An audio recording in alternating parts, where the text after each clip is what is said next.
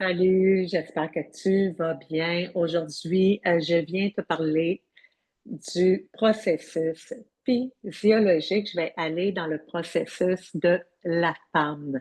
En fait, du processus physiologique naturel que l'on vit tout au long d'une vie de femme et un processus à laquelle on va faire face à des grands changements hormonaux.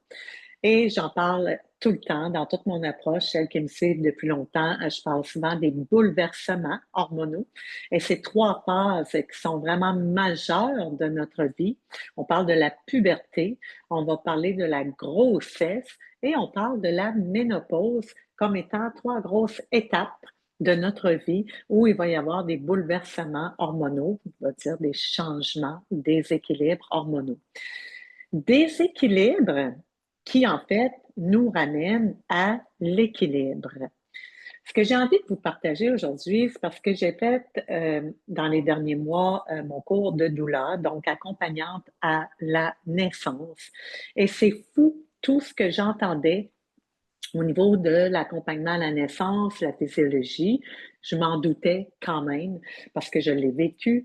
Moi, je faisais déjà mes liens dans le senti, mais là, avec des mots, c'était vraiment le même processus un peu que l'on vit à travers la ménopause, puis qu'on vit à travers la puberté. Donc, d'où je me suis dit, my God, plutôt que de faire des épisodes séparés pour doula, pour mon approche ou pour la mort, là, j'embarque pas la partie mort là-dedans, mais il y a bien des choses en fin de vie que si vous voulez faire une comparaison à ce que je vous amène là, c'est applicable aussi. Étant un sujet plus délicat, parce qu'on peut mal l'entendre, il reste qu'en fin de vie, on est dans un processus aussi où, naturellement, il y a des gros déséquilibres et plutôt que de donner vie à quelque chose, ben en fait, on s'en va complètement, on va donner une fin de vie, ça le dit. Mais dans les autres processus, la puberté, la grossesse et la ménopause, en fait, quand je regarde ça du haut de mes 55 ans, pour être dans les avoir vécu les 3, il y a vraiment, pour moi, une mise au monde d'une d'une énergie nouvelle. Et si on transforme ça dans la matière, en fait, si je mets des images, quand on est à la puberté, ben, c'est une transformation du corps de l'enfant vers l'adulte, un individu. On met au monde l'individu, la femme. Et après, dans la grossesse, ben, c'est la femme qui met au monde un enfant qui assure la suite. Et à la ménopause, ben, on se met au monde à quelque part, mais dans un espace où il n'y a plus de matière. Donc, cette partie qu'on met au monde à la ménopause, c'est quelque chose qui ne se voit plus, qui ne se prouve plus nécessairement, si ce n'est que dans notre énergie. Dans notre énergie, peut-être que les gens vont le sentir. En fait, on entend souvent, ah, la sagesse des aînés. Donc, on s'en va vers cette sagesse-là, un espace où on va ralentir le rythme et on va prendre le temps euh, de sentir la vie à la base, de retourner un peu dans ces connexions-là qu'on avait et qu'on a parfois oublié d'instinct, mais davantage d'intuition qui nous amène des belles visions. Bref, on sort un peu de cette partie-là où c'est lourd, la gravité. Hein? Porter un enfant, il y a quand même une partie de gravité dans la matière. Ben là, c'est comme si on libérait toute cette gravité-là. Puis moi, j'aime bien dire, en fait, on se met au monde. Donc, la femme mûre, euh, l'enchanteresse dans le langage, c'est cette magicienne qui transforme toute la matière, la puissance de la matière en puissance subtile, parce que tout le bagage qu'on a traîné d'expérience pendant des années se transforme en connaissance. Donc, c'est vraiment une phase charnière, la ménopause, mais si on l'accueille dans cet espace où elle a lieu d'être, pour pouvoir accueillir cette transformation-là à l'interne, une transformation qui, oui, se voit à l'externe, mais pas avec les yeux. j'entends tout ce qu'on entend, vous l'entendez aussi. La ménopause, quand on l'entend, c'est dire que ma peau, elle change, mes cheveux sont ternes, mon corps change. Mais oui, mais tu peux-tu regarder ce qu'il y a à l'intérieur? Si tu es dans l'acceptation, tout ce que tu vois à l'extérieur va rayonner d'une façon différente.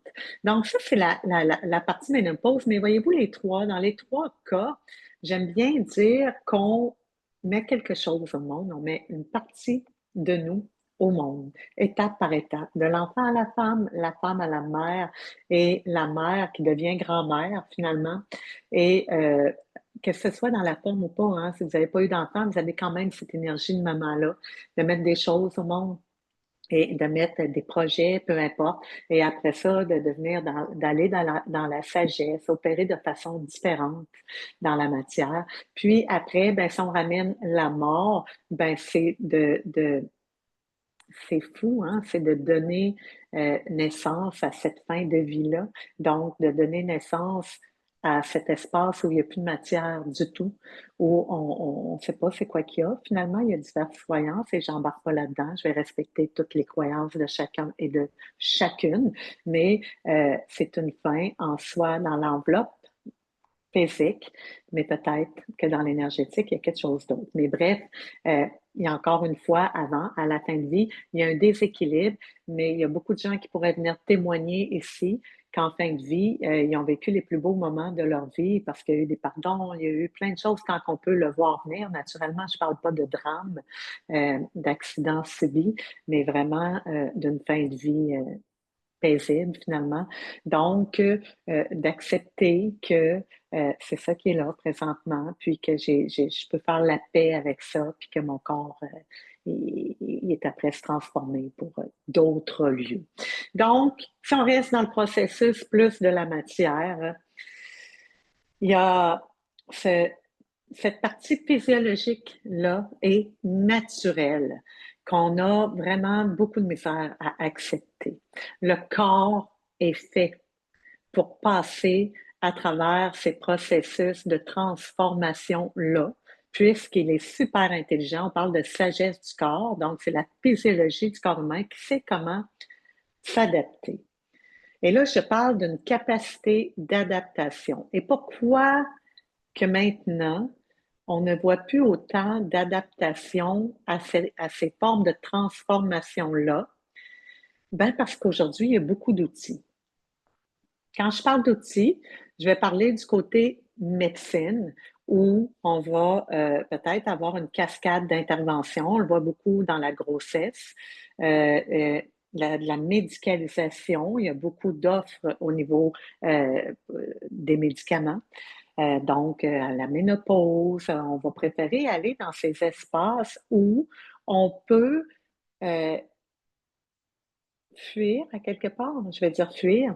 On peut tasser la douleur pour ne pas la vivre, puis s'en remettre dans les mains d'une autorité externe. Et là, je vais mettre une parenthèse tout de suite. On va mettre les choses tout de suite pour être clair. Je ne vais pas à l'encontre de la médecine. La médecine a sa place. Mais la médecine, elle n'a pas le temps d'expliquer le processus physiologique naturel. Quand vous arrivez chez le médecin et que vous dites que vous ne filez pas, il y a des médecins qui vont embarquer dans le processus naturel parce qu'ils se sont ouverts aux approches alternatives et qui vont inviter les gens, quand ils voient que c'est pas danger, à aller voir, prendre du yoga. J'en ai entendu en masse, d'aller respirer, aller faire des techniques de respiration, la méditation, peu importe. Il y en a qui vont inviter leurs patients à faire ça, mais il y a encore beaucoup, beaucoup de médecins qui n'ont pas le temps, puis qui vont aller investiguer un peu, puis qui vont dire, ben écoute, tu étais en dépression, tu es en burn-out, puis on peut avoir la pilule, on peut te donner un petit médicament qui va apaiser, des hormones, peu importe. Et dans la grossesse, ça peut être une cascade d'interventions qu'on appelle, une intervention, exemple, la péridurale, qui va donner suite à une chute d'intervention, que si on n'avait pas fait péridurale-là, exemple, puis qu'on avait laissé le processus physiologique naturel opérer, ben, il n'y aurait pas eu toute la cascade qui, des fois, peut mener à la finale à une césarienne. Là, je fais des cas, mais il y a toutes sortes de choses qui peuvent être évitées. Ça, c'est clair et c'est prouvé.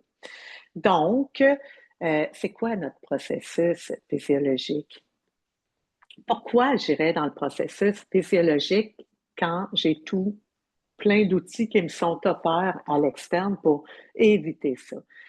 En fait, le processus physiologique, là, on voit juste le côté où c'est douloureux, c'est inconfortable, que ce soit à la grossesse, lorsque je suis dans ma période dans mon accouchement, période latence, je rentre dans le gros travail, puis après ça, à la fin, quand c'est le temps de l'expulsion, de délivrer le bébé, l'expulsion du placenta, peu importe, il y a beaucoup de douleur, on rentre dans plus de douleur. Mais avant, juste avant d'arriver là, la phase active, on va commencer à sentir les contractions. Et là, mettez ça dans l'image, mais c'est la même affaire qui se passe en ménopause avec les symptômes qui commencent. Puis que si on les accepte, puis qu'on travaille avec, qu'on vient se lier avec, hein, le symptôme, voyez-le comme l'inconfort, la douleur, la contraction. OK? On s'entend là-dessus? Grossesse, les contractions lors de l'enfantement, l'accouchement. Et la phase de la ménopause, les symptômes lorsqu'on est en préménopause, périménopause, donc qu'est-ce qui est inconfortable, les chaleurs, l'insomnie, tout ça en fait, c'est souvent qui commence, qui va donner une suite de symptômes si on s'en va à l'encontre d'eux. Donc, si je suis dans les contractions, en période de latence, ça va, j'accepte, ça pince un peu, tout ça. Puis le corps est tellement bien fait. Et là, c'est la même chose pour la ménopause. Hein? Au début, ça commence avec des déséquilibres. Je commence à sentir qu'il y a des choses dans mon corps qui se transforment. Peut-être un petit peu plus mal au ventre quand je suis dans mon ovulation. Une ovulation que je n'avais peut-être jamais sentie avant. Donc, la phase de latence dans l'accouchement, ben, c'est des petites contractions qui commencent, puis c'est tellement bien fait, c'est comme si c'était l'échauffement. Hein? Notre corps nous prépare à la douleur, mais il ne commence pas tout de suite bang, bang, bang. Il va tranquillement, puis il dit voilà, prépare-toi. Les contractions sont distancées, sont d'une intensité plus petite. Même chose à la ménopause pour les symptômes qui commencent des fois hein, entre 7 et 15 ans que ça peut durer, là, la préménopause. Donc, on est là-dedans. Si je ne vais pas à l'encontre de ça, naturellement, je ne peux pas y aller, à moins qu'on décide de prévoir une césarienne. Il y en a encore qui le font et qui l'acceptent pour éviter tout simplement de vivre le processus. Donc, je m'en vais à l'hôpital, j'arrive dans ma phase active, les contractions se rapprochent et ça travaille de plus en plus, la dilatation. Et là, je vais arriver avec mon 8-9 cm, puis là, ça commence à être tellement douloureux. À 7-8 cm, là, le bébé qui s'engage, puis là, on va commencer à paniquer. Et là, c'est là que ça se joue, que les femmes vont souvent se faire offrir la péridurale. Et là, la péridurale, ben, ça va soulager. Et là, comme on est dans un pic que ça monte, ça n'a pas d'allure, je ne pourrai jamais passer à travers, si c'est pour être pire que ça, quand que je vais délivrer, quand je vais sortir mon bébé, je peux pas, je vais mourir. Tu sais. Fait que là, il y a plein d'affaires qui nous passent dans la tête. Donc, la péridurale, on a juste le goût de l'accepter, puis au yard, ben, le processus naturel, puis la physiologie, moi, je vais aller vers là. D'où la doula, elle est super importante dans l'accompagnement. Pour vous rappeler, en fait, on va vous avoir préparé en prénatal pour vous expliquer en plus détaillé ce que je fais ici en résumé, mais c'est quoi la physiologie, puis qu'est-ce que c'est la suite de cascade d'interventions qui pourrait arriver versus le processus physiologique si on l'accepte naturellement. Ceci dit, en parenthèse, processus physiologique, je vais y aller de façon naturelle tant que c'est possible. Mais ça se peut que même si j'ai laissé le corps aller naturellement, que je sois obligée d'aller dans des interventions quelconques, mais ça va être plus rare que si j'y vais avec les interventions en partant. Donc, suivez-moi bien. Ça se peut que même si j'ai voulu puis que j'avais toutes les meilleures intentions du monde, il y a quelque chose qui ne marche pas dans la mécanique, puis que finalement, on soit obligé d'aller en intervention. Donc, mais avant ça, avant ça, revenons à la douleur. Donc, la douleur, elle est là pour, en fait, nous guider. Et c'est là que c'est important. La douleur ou les symptômes en ménopause sont là pour me guider. Ce sont des messagers pour m'indiquer quelle voie prendre, quel outil utiliser dans ma grande sagesse du corps. Donc, lorsque je suis dans le processus d'accouchement, d'enfantement, la douleur va m'indiquer, entre autres, comment me placer. Hein? Donc, si j'ai la péridurale, sachez-le, je ne me sens plus. Je ne la sens plus, la douleur. Et je vais être souvent au lit, je vais être couchée, je ne peux pas me tenir vraiment sur mes jambes. Donc, je viens de couper une grosse partie de mon processus physiologique. Je ne peux plus me sentir. Donc, si je suis mal placée pour que mon bébé s'engage, je le sais, je me place pas parce que je me sens pas, alors que dans la douleur, je vais bouger mon corps de façon à ce que, oh, là, je le sens, c'est qu'il est engagé, puis je le sens où il y a besoin de passer. Donc, je vais prendre une posture, pas que j'ai appris dans un livre, parce qu'il n'y a pas une femme qui a le même processus. Le bébé n'est pas placé nécessairement de la même façon à telle heure, après 15 minutes, il n'y a rien qui est linéaire là-dedans. Chaque femme a un accouchement, un enfantement unique. Donc, c'est elle, de par sa grande sagesse du corps, qui va savoir s'il n'y a pas de péridurale dans le processus naturel, comment se placer. Est-ce que j'ai le goût de me placer sur le côté à quatre pattes? Mais ça va changer tout au long des contractions. Et la façon dont elle va se placer, ça va être pour inviter le bébé à s'engager encore mieux. Donc, c'est tellement bien fait que si je sens, je vais faire ce qu'il faut pour que mon accouchement, mon bébé se place et s'engage dans mon petit bassin de façon à ce que je puisse délivrer d'une façon le plus fluide possible. J'ai le goût de dire ça se passe fluidement, naturellement. Donc, voyez-vous, c'est une grosse différence en partant. L'image, elle est grosse. Que si je ne sens rien, puis que je m'en remets aux mains de tout le monde à l'extérieur, infirmières, médecins, puis j'attends qu'on me dise quoi faire, bien souvent, les accouchements sont beaucoup plus longs, first. Puis deux, ben, c'est là qu'il peut y avoir une cascade d'intervention parce qu'en ne sentant plus aussi, souvent va venir la fatigue avec ça, vu que c'est plus long que ça l'aurait été dans le processus naturel. Mais là, il va venir une fatigue aussi. Donc, je suis plus capable de pousser lorsque ça va être le temps de pousser. Là, il va y avoir d'autres interventions qui peuvent venir avec ça. Donc, le processus naturel va engager la physiologie, en fait. Le corps sait tellement comment se placer pour faire sa job de mettre un enfant au monde depuis des millions de lunes, des milliers de lunes. Ça a toujours été. Donc, il n'y a rien de nouveau, on n'a rien inventé, si ce n'est que j'ai envie de vous dire, la seule chose qui a changé, c'est qu'on a créé de la peur chez la femme. On a créé la peur de l'accouchement, comme de quoi que c'est terrible, quasiment que je peux mourir en accouchant si je m'en remets pas dans les mains de mon médecin. Donc, parce que c'est fou. Écoutez, là, regardez autour de vous ou demandez à vos mères comment qu'on parle, on a parlé de l'accouchement pendant des années en disant c'est tel médecin qui m'a accouché. Le mot est très, très, très puissant. C'est tel médecin qui m'a accouché. C'est dire, c'est pas j'ai accouché. C'est tel médecin qui m'a accouché. Je m'en suis remis dans les mains d'eux et c'est lui qui m'a accouché. Moi, j'ai pas fait rien parce que c'est lui qui l'a fait. Alors que ce pouvoir-là, il nous revient entièrement à 100% à nous.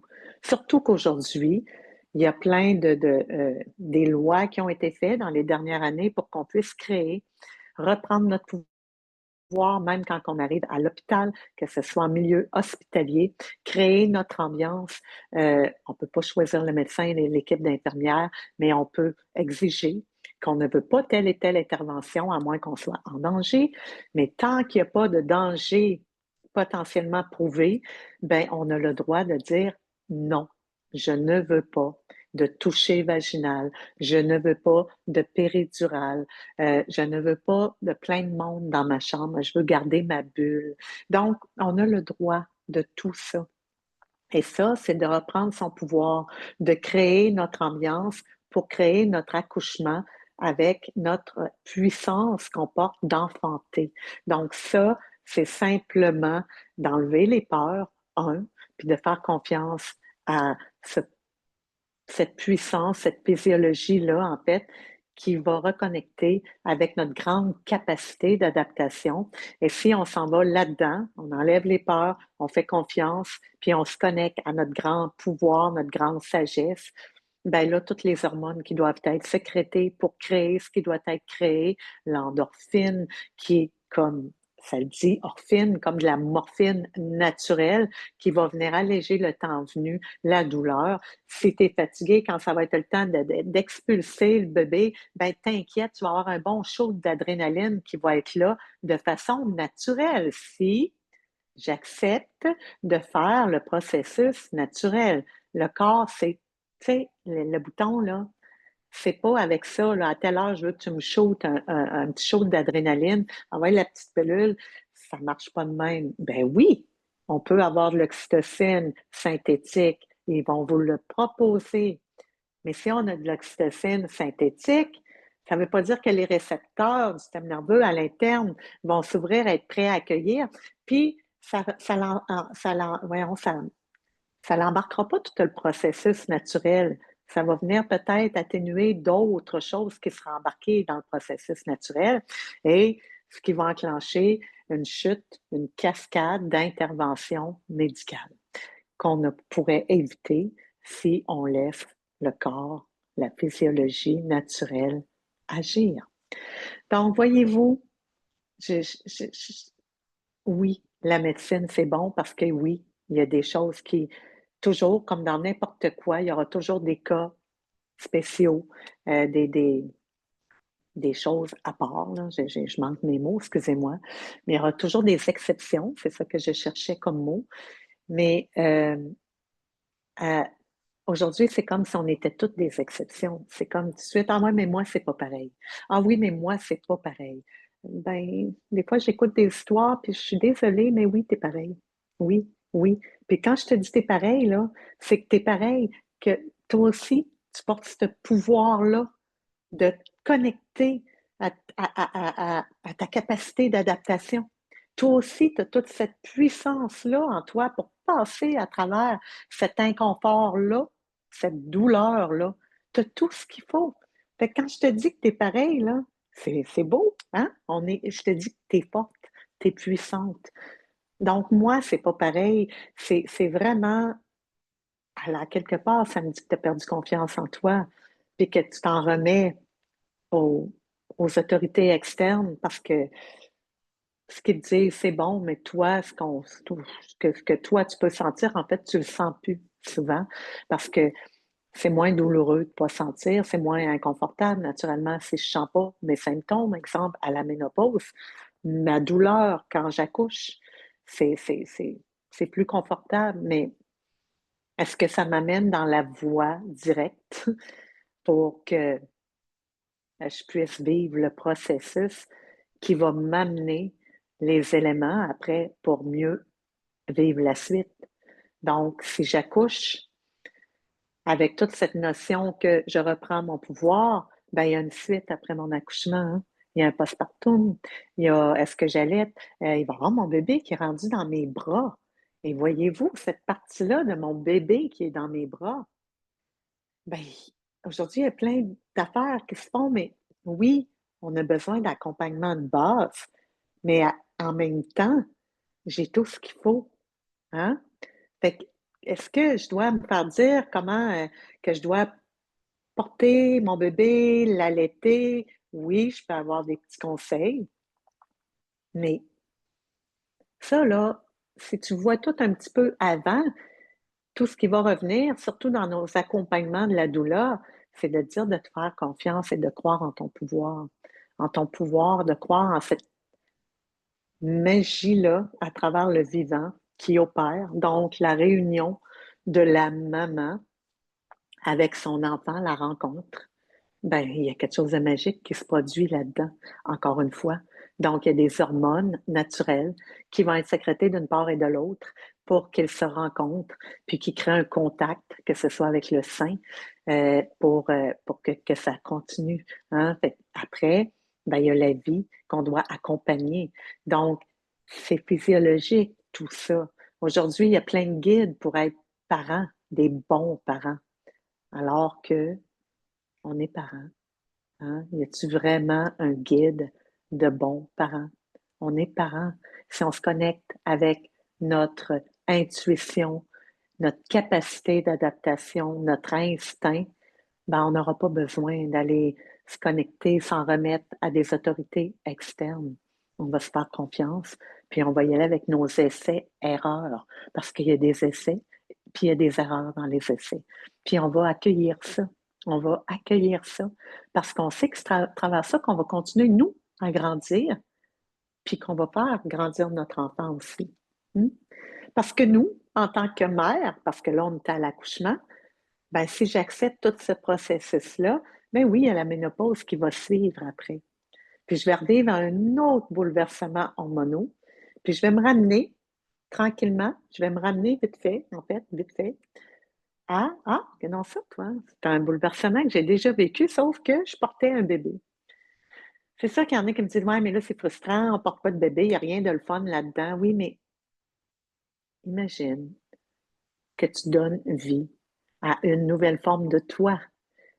C'est pas une nouvelle version, en fait, mais c'est juste une autre partie de toi qui est déjà là, qui était latente, puis que c'est à son tour de s'éveiller. C'est à son tour d'être au monde, mais d'être au monde dans une partie un peu plus discrète, hein?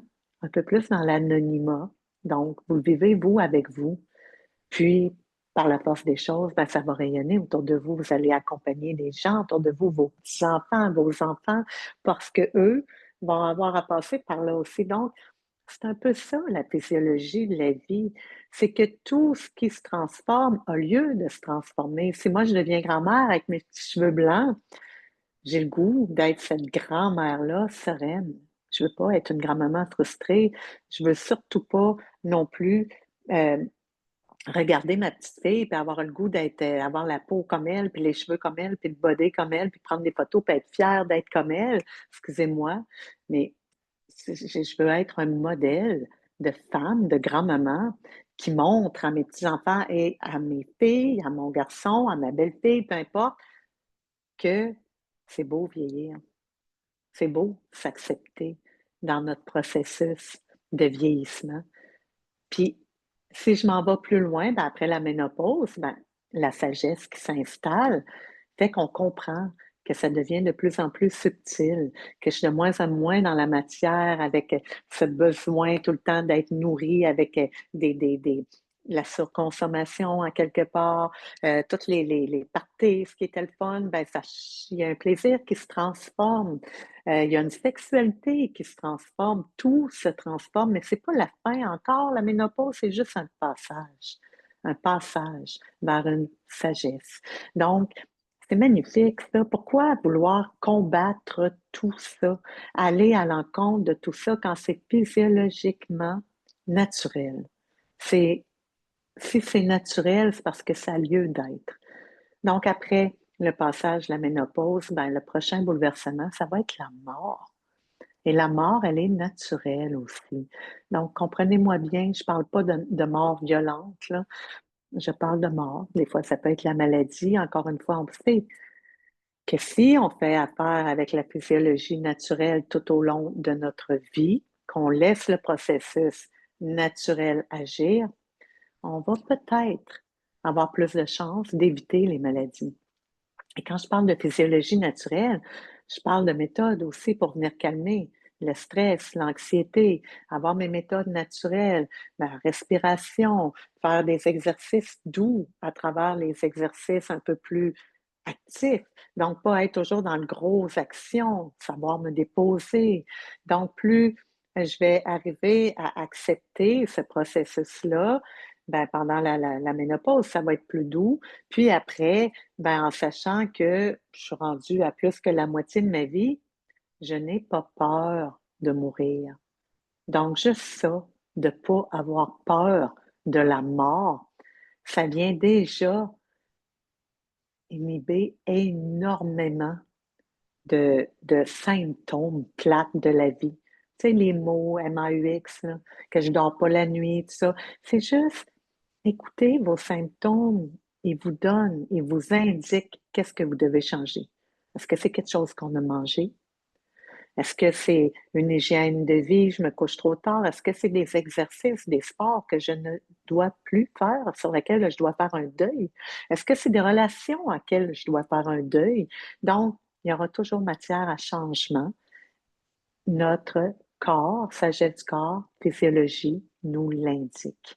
Et lorsque les hormones se transforment, c'est pour laisser place à d'autres hormones qui vont prendre leur place. Donc, en vieillissant, on a quand même ces hormones-là, du bonheur qui sont là. On a quand même place, si on a du plaisir, qu'on se met des beaux moments pour nous, dans la joie, dans le plaisir. Il va y avoir de l'oxytocine qui va être là. Il va y en avoir des moments où il y a de l'endorphine. Il va y en avoir des moments où il y a de la dopamine. Il va y avoir de la sérotonine. On a des outils au naturel pour créer ça.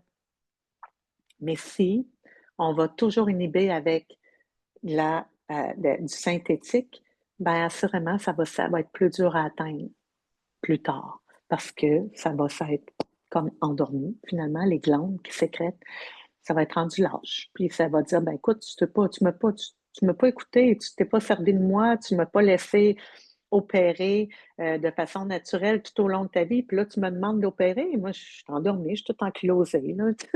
C'est l'image, hein? L'image. Donc, voilà, entre autres. Tu sais, les hormones, ça se régule, ça se module, ça s'adapte, ça va changer. Ils savent quoi faire.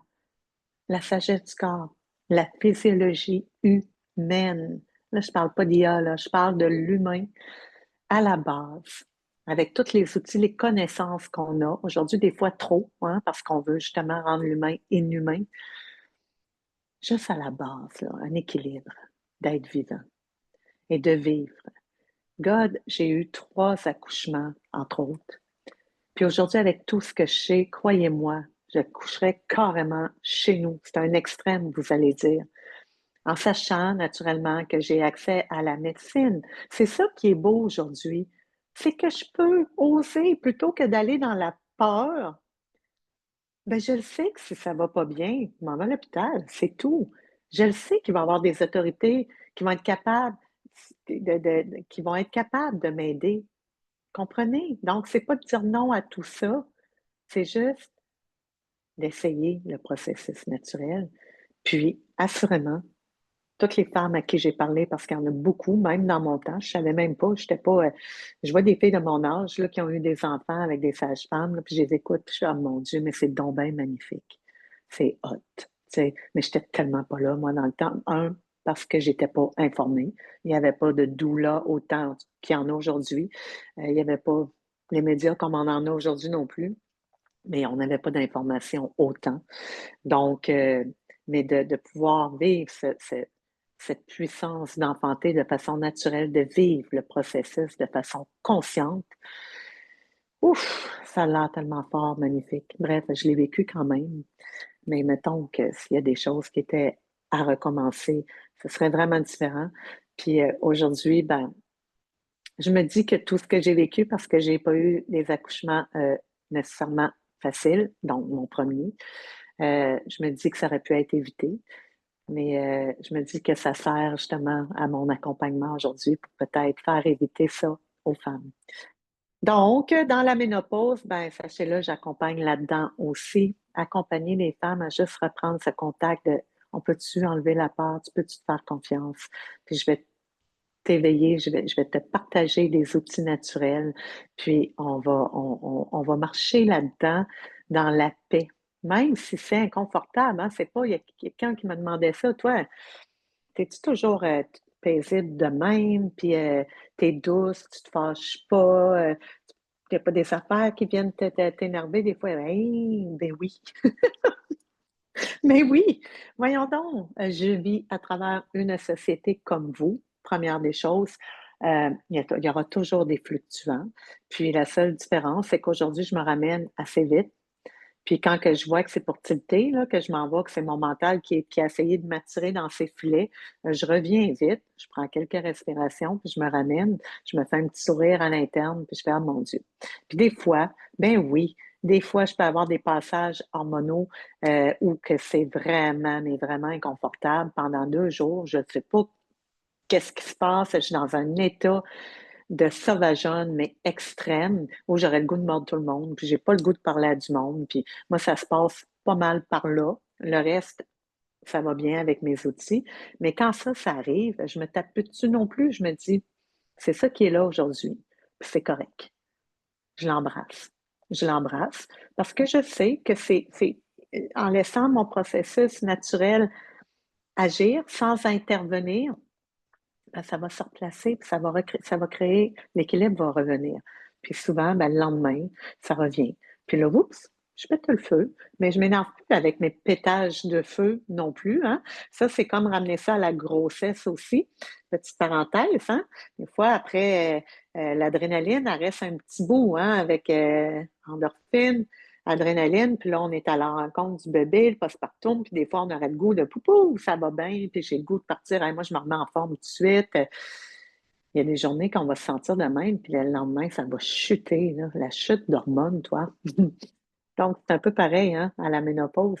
Puis, juste à être à l'écoute de ça. Puis, quand on a des hops, sachant qu'on est dans un processus de bouleversement hormonaux, ménopause, accouchement, post-accouchement, ben, c'est pas le temps d'aller s'énerver. C'est pas le temps de reprendre notre rythme en pensant que tout à coup, on est revenu comme avant, parce que c'est pas vrai. Il y a du gros déséquilibre, donc je fais juste: «OK, aujourd'hui, c'est une journée de même, c'est le fun». Je l'embrasse elle aussi. Puis je l'embrasse pas plus que l'autre qui est inconfortable. Je l'embrasse, puis je fais mes affaires. Puis oui, peut-être je vais avoir plus d'énergie pour aller faire quelques activités, mais j'ai évité d'aller dans l'extrême, de refaire comme avant. Puis ça, je trouve ça important de le dire, de refaire comme avant quand on était en shape puis que c'était plus stable, parce que vous allez payer 10 fois plus après. Donc, on ne veut pas avoir à payer, on ne veut pas devoir des dettes. Parce que quand on a des dettes, c'est lourd. Hmm. Alors, c'est un peu tout ça que j'avais le goût de vous partager aujourd'hui. Je vais essayer de les, la voie dans laquelle je me suis engagée, les nouvelles choses que j'ai ajoutées cette année, la doula, dépendamment d'où vous m'écoutez, là, à quelle année vous m'écoutez, mais la doula puis la célébrante à la mort, ben, j'étais déjà dans l'accompagnement des femmes, dans leurs cycles hormonaux depuis les 12 dernières années, dans la ménopause dans les dernières années parce que j'étais dedans, je suis dedans encore dans tout ça. Et je réalise tellement que tout est connecté quand on parle de la physiologie humaine. Ben, c'est juste des cycles qui changent tout simplement de l'enfant à la mère, de la mère à l'enchanteresse et de l'enchanteresse à l'enchanteresse, là, c'est la magicienne, c'est la passe de bouleversement, là, c'est ça qui est instable. Fait qu'elle fait de la magie, hein? Il faut qu'elle fasse un peu de magie, il faut qu'elle fasse confiance en la magie de son corps, de sa physiologie, parce que ça se voit pas ce qui se passe à l'interne, donc ça, c'est l'enchanteresse. Puis la grand-mère, qui est la grande sage, qui va aller vers la mort. C'est le dernier stade, mais en fait, c'est des cycles, parce qu'il y a d'autres vies qui se sont créées à travers tous ces cycles-là. Bref, j'en ai plein d'autres choses à vous parler. Fait qu'à toutes les fois, je vais essayer, pas toutes les fois, mais du plus que je peux, je vais essayer de ramener tout ça ensemble pour que ça parle autant aux femmes qui sont dans le processus d'enfantement que les femmes qui sont dans l'enfantement de leur sagesse, tout simplement. Sur ce, ben, je vous souhaite une excellente suite de journée là où vous êtes, puis on se dit à la prochaine. Bye.